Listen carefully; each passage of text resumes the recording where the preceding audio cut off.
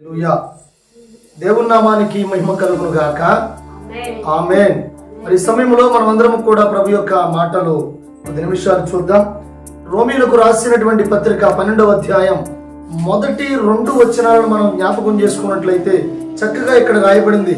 కాబట్టి సహోదరులారా, పరిశుద్ధమును దేవునికి అనుకూలమునైన సజీవ యాగముగా మీ శరీరములను ఆయనకు సమర్పించుకునుడని దేవుని వాత్సల్యమును బట్టి మిమ్మును బతిమాలుకొనుచున్నాను.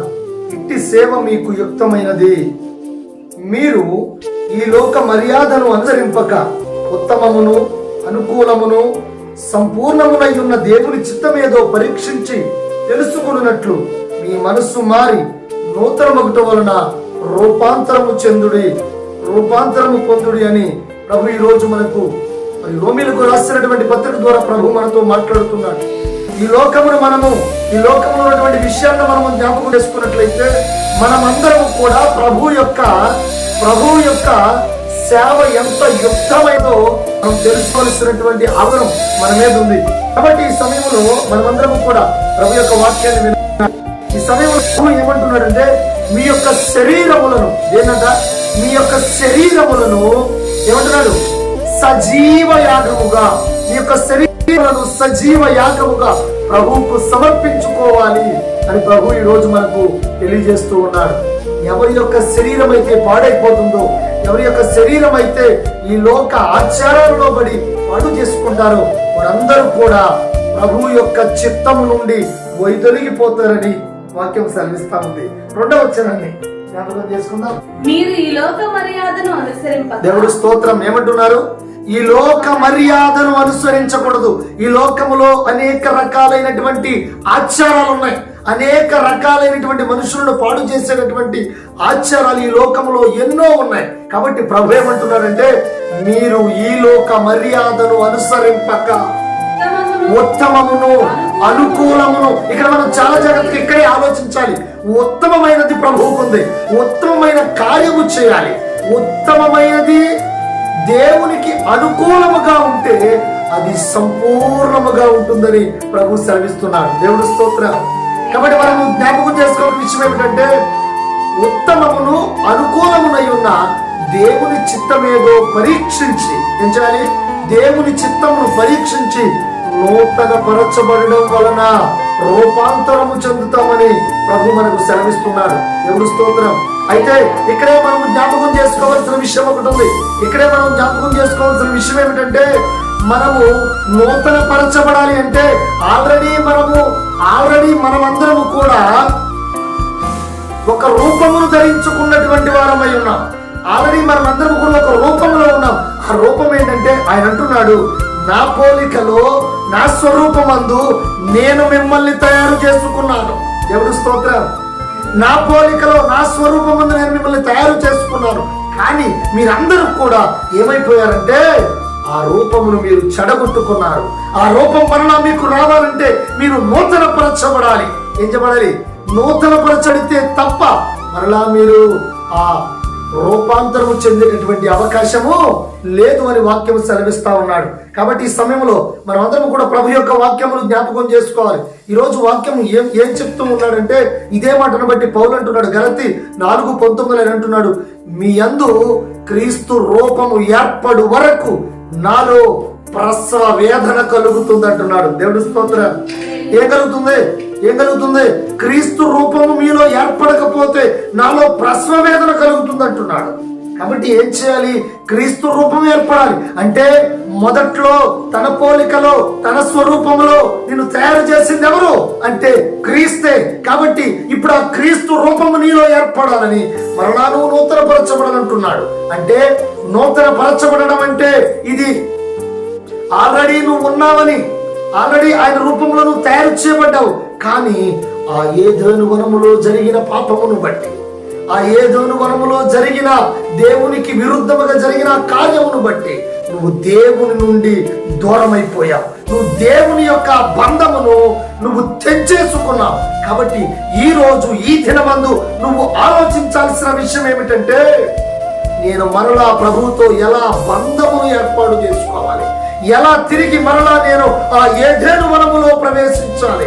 ఆనాడు జరిగిన ఆ పాపమును బట్టి, ఆనాడు జరిగినటువంటి ఆ దోషమును బట్టి, ఆనాడు నేను ప్రభువుకు దూరంగా అయిపోయాను కాబట్టి ఈ రోజు నేను మరలా తిరిగి ప్రభు సన్నిధికి చేరాలంటే నాలో ఆయన పెట్టిన ఆ రూపమును నేను మరలా ధరించుకోవాలని ఆయన సెలవిస్తా ఉన్నాడు.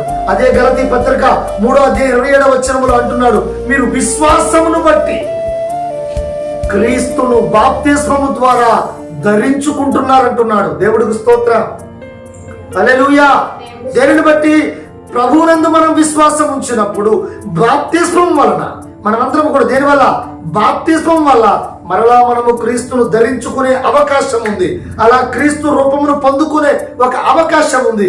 ఎప్పటికైనా సరే ఆయన చిత్తమును మనము పరిశీలించలేకపోతే, ఆయన చిత్తమును మనము కనుక్కోలేకపోతే, ఆయన చిత్త ప్రకారం మనం నడవలేకపోతే ఆయన చిత్తమును మనము ఏం చేసినట్లు? ఆయన చిత్తమును మనము పాటించక దాని నుండి వైదొలిగిన వారి వలె ఈనాడు ఉన్నామనే విషయాన్ని అందరూ కూడా జ్ఞాపకం చేసుకోవాల్సిన అవసరం ఉందని మనం ఈరోజు జ్ఞాపకం చేసుకోవాలి. దేవుడు స్తోత్రం, హల్లెలూయా. ప్రభు నామానికే మహిమ కలుగును గాక. కాబట్టి ఈ సమయంలో మనమందరము కూడా ప్రభు యొక్క రూపమును, అంటే మనం ఎలా బ్రతకాలి లోకములో, ఆయన చిత్తం ఏమైంది? అందరూ చెప్తారు, పరలోకమందున్న మా తండ్రి నీ నామం పరిశుద్ధపరచబడును గాక, నీ రాజ్యం వచ్చును గాక, నీ చిత్తము పరలోకమందు నెరవేరుచున్నట్లు భూమి అందును నెరవేరును గాక అని ఎంతో చక్కగా చెప్తున్నారు. అది పరలోకమందు నెరవేరుచున్నది, కానీ భూమి మీద నీ వల్ల నా వల్ల ఆ చిత్తము నెరవేర్చబడక మనమందరము కూడా ప్రభువు నుండి దూరం అయిపోయాం.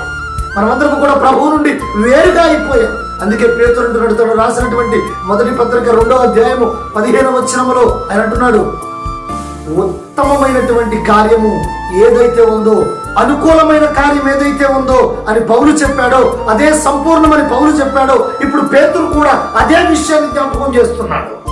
ఏమనంటే, ఇట్టి యుక్త ప్రవర్తన కలవారై, ఇటు యుక్త ప్రవర్తన గలవారై అజ్ఞానముగా మాట్లాడు మూర్ఖుల నోరు మూయించమే దేవుని చిత్తం అంటున్నాడు. దేవుని స్తోత్రం, హల్లెలూయా, హల్లెలూయా. కాబట్టి ఈ సమయంలో వాక్యమును మనం జ్ఞాపకం చేసుకోవాలి. యుక్త ప్రవర్తన గలవారై, ఏ ప్రవర్తన కలిగి ఉండాలి? యుక్త ప్రవర్తన కలిగి ఉండకపోతే క్రీస్తు రూపము నీలో ఏర్పడే అవకాశమే లేదు. కాబట్టి ఆయన అంటున్నాడు, ఇట్టి యుక్త ప్రవర్తన గలవారై నిజమంటున్నాడు, అజ్ఞానముగా మాట్లాడే వాళ్ళ మూర్ఖుల నోరు మూయించడమే దేవుని చిత్తం. ఇద్దరు భార్య భర్తలు ఉన్నారు, రోజు తిట్టుకుంటున్నారు, రోజు కొట్టుకుంటున్నారు అనుకో. ఒకానొక రోజున ప్రభు యొక్క దర్శనం వారికి కలిగి, ప్రభు యొక్క ప్రత్యక్షత వారికి కలిగి, ఆ వధువు సంఘములో చర్చబడే కృప వారికి దక్కితే, వారు ఆ ప్రభువును స్వీకరించేటటువంటి సమయం వచ్చినప్పుడు వారు వచ్చి గనక ఒకవేళ ఆ ప్రభువులో గనక చేర్చబడితే, వారు కనుక బాప్తిజం పొంది ప్రభువులో ఉండగలిగితే వారి ఇంట్లో ఏ గొడవలు ఉండవు, ఏ తగులు ఉండవు. వారి మీద దుష్టుడు పనిచేసే అధికారము వాడికి లేదు. కాబట్టి అప్పుడు చూసేవాళ్ళని అనుకుంటారు, వీళ్ళు నిన్నటిదాకా ఇలా తగువాడుకున్నారుగా, వీళ్ళు నిన్నటిదాకా అలా కొట్టుకున్నారుగా, వీళ్ళు నిన్నటిదాకా ఎలా ఉన్నారుగా, అలా ఉన్నారుగా అని అనుకుంటూ వాళ్ళ నోర్లు మూతలు పడతాయి. వాళ్ళ నోర్లు మూతలు పడతాయి తప్ప వారి భక్తులు చూసి వాళ్ళు అనుకుంటారు, ఇక అయ్యో వీరు వలె మనం ఎందుకు బతకూడదనే ఆలోచన నిన్ను బట్టి కలగాలి. వీరు వలె నేనెందుకు బతకూడదు, వీరి వలె నేనెందుకు జీవించకూడదు, వీరిలాగా నేనెందుకు ప్రభువులో ఉండకూడదనే ఆలోచన ఎప్పుడైతే ఎదుటిలో కలిగేటటువంటి మనస్తత్వాన్ని నువ్వు కలగజేస్తావో అదే యుక్త ప్రవర్తన, అదే నిజమైనటువంటి ప్రవర్తన, అదే నిన్ను ప్రభు యొక్క నిన్ను దేవుని రూపమును ఏర్పాటు చేసేటటువంటి ప్రవర్తన. అప్పుడే నువ్వు ప్రభు యొక్క ఆ రూపమును ధరించుకుంటావు. ఆ ప్రభు యొక్క రూపమును ధరించుకోగానే, ఆ ప్రభు యొక్క రూపమును ధరించుకోగానే నువ్వు ప్రభువులో ఒక శరీరముగా, ఒక అవయవముగా చేర్చబడతావని ఈరోజు మనమందరము కూడా జ్ఞాపకం చేసుకోవాలి. దేవుడు స్తోత్రం. ఎందుకనంటే ఆయన ఏమంటున్నాడంటే, తెస్సలోనిక ప్రజలకు రాసినటువంటి మొదటి పత్రిక 4వ అధ్యాయము 3వ వచనములో పరిశుద్ధతగా కలిగి ఉండడమే అంటున్నాడు. ఏమంటే దేవుడి చిత్తాల గురించి చెప్తున్నాడు ఆయన. పరిశుద్ధత కలిగి ఉండడమే అంటే అర్థం చెప్తున్నాడు, జారత్వములకు దూరముగా పారిపోవటం అని చెప్తున్నాడు. దేవుడు స్తోత్రం. ఏంటంట, జారత్వములకు దూరముగా పారిపోవడమే దేవుని చిత్తం అంటున్నాడు. దేవుడు స్తోత్రం. అంతేకాక మరొక మాట అంటున్నాడు, అన్య జనుల వలె కామాభిలాష యందు కాక. ఏమంటున్నాడు? దేవుని ఎరుగని అన్య జనుల వలె కామాభిలాష యందు కాక. ఇలా చాలా మంది కామముతో కొట్టుమిట్టాడుతూ కామము చేత అనేకమైనటువంటి విషయాలలో మరి ఎక్కువ మంది చెడిపోయినటువంటి కారణం ఎక్కడ ఉందంటే, స్నేహితులను బట్టి, తన ఇరుగు పొరుగు వారిని బట్టి, మరి సరైనటువంటి బైబిల్ ధ్యానించకపోవడం వల్ల, దేవుని మందిరాలకు వెళ్ళకపోవడం వల్ల, దేవుని యొక్క వాక్యమును సరిగా చెప్తున్నటువంటి వారిని మరి వారు ఫాలో అవ్వకపోవడం వల్ల వారందరూ కూడా ప్రభు చిత్తం నుంచి వేరైపోతున్నారు. వారి దగ్గరికి పాపం వస్తుంది. వారే పాపమునకు త్వరగా లోబడిపోయే అవకాశం ఉంది. నువ్వు దేవునితో నడవడం ప్రారంభిస్తే సాతాను నిన్ను ముట్టుకోవాలంటే భయపడతాడు. సాతాను నీ జోలికి రావాలంటే గజగజలాడిపోతాడు. ఎందుకంటే నీ దగ్గర జీవము కలిగిన వాక్యం ఉంది, నీ దగ్గర సత్యము కలిగిన దేవుని యొక్క వాక్యం ఉంది. కాబట్టి వాడు నిన్ను టచ్ చేయలేడు, వాడు నీ దగ్గరకు రాలేడు. నీ చుట్టుపక్కలకు రావాలన్నా వాడికి గజగజ వణికిపోయే భయము వాడిలో పరిపూర్ణముగా నిండి ఉంటుంది. కానీ కారణం ఏమంటే, మనలో సరైనటువంటి ప్రార్థన లేదు, సరైనటువంటి జీవితం లేదు. అందుకనే ఎవరు ఏ మాటలు చెప్పినా వింటాం, ఎవరు ఏ మాటలు చెప్పినా ఆ మాటలకు లోబడిపోతున్నాం. అందుకనే అన్య జనుల వలె, దేవుని ఎరుగని అన్య జనుల వలె అంటున్నాడు పౌలు, కామాభిలాషి యందు కాక అని చెప్తున్నాడు. ఇంకా మరి దేవుని చిత్తమును నెరవేర్చినటువంటి విషయం, అసలు దేవుడు మనల్ని ఎందుకు పిలుస్తున్నాడు? అపరిశుద్ధులుగా ఉండడానిక, అపవిత్రులుగా ఉండడానిక? మరి ఎందుకు పనికిరాని అన్ని జనుల వలె మనము కూడా లోకములో అందరి వలె చచ్చిపోవడానికి దేవుడు పిలుస్తున్నాడు? కాదు. ఆయన అంటున్నాడు, యెషయాకి రాసిన ప్రజలకు రాసినటువంటి మరి 4వ అధ్యాయములో 7వ వచనములో చాలా స్పష్టంగా చెప్పబడిన మాట, 4వ అధ్యాయం 7వ వచనంలో చెప్పిన మాట, మిమ్మల్ని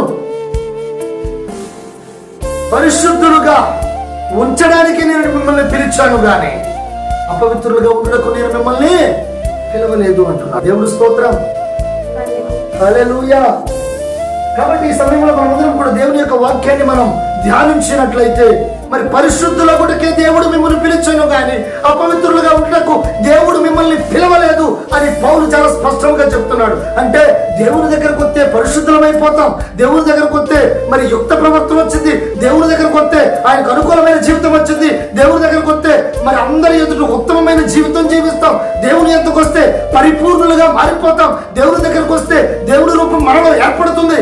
అందుకే మనం దేవుని ఎద్దుకు రాము, అందుకే మనం దేవునితో కలిసి ఉండడానికి భయపడతాం. ఎందుకనంటే అలా జీవిస్తే ఈ లోకములో ఉన్న ఆచారాలలో మనం పాల్గొనలేం, ఈ లోకములో ఉన్న కార్యాలు మనం ఏం చేయలేం, ఈ లోకంలో ఉన్న ఈ పిచ్చి పనులు ఏమి కూడా చేయడానికి ఆస్కారం ఉండదని ప్రభు యొద్దకు రావడానికి ఆలోచిస్తున్నటువంటి సహోదరి సహోదరులారా, ఈ రోజు ఈ వాక్యమును మనమందరము కూడా జ్ఞాపకం చేసుకోవాల్సిన అవసరం ఉంది. మనమందరం కూడా ఈ వాక్యమును ధ్యానించాల్సినటువంటి అవసరం మన మీద ఉంది. ఎందుకంటే ఆయన పరిశుద్ధులకు మనల్ని పిలుస్తున్నాడు. నీ రూపము, దేవుని రూపమై ఉన్న నీ రూపము నువ్వెక్కడ కోల్పోయావో, ఏ స్థితిలో పడిపోయావో ఆ రూపమును నీకు మరలా ఇచ్చి ఆయన అనేక మందిని క్రీస్తుల వలె మార్చాలని ప్రయత్నం చేస్తున్నాడు. కాబట్టి ఈరోజు ఈ లోక ఆచారాలలో పడి మనము నలిగిపోకుండా ఆయన చిత్తం ఏదో గ్రహించిన వారమై, ఆయన చిత్తమేదో పఠించిన వారమై, ఈ లోక మర్యాదను అనుసరింపక సజీవ యాగముగా మన దేహములను ప్రభు సన్నిధిలో అర్పించగలిగే స్థితిని కలిగిన వారమై మనమందరము కూడా ఉండగలిగే స్థితిని మనకు అనుగ్రహించమని ప్రార్థన చేద్దాం. ఈ మాటలను బట్టి ప్రభు మనందరినీ దీవించును గాక. ఆమేన్.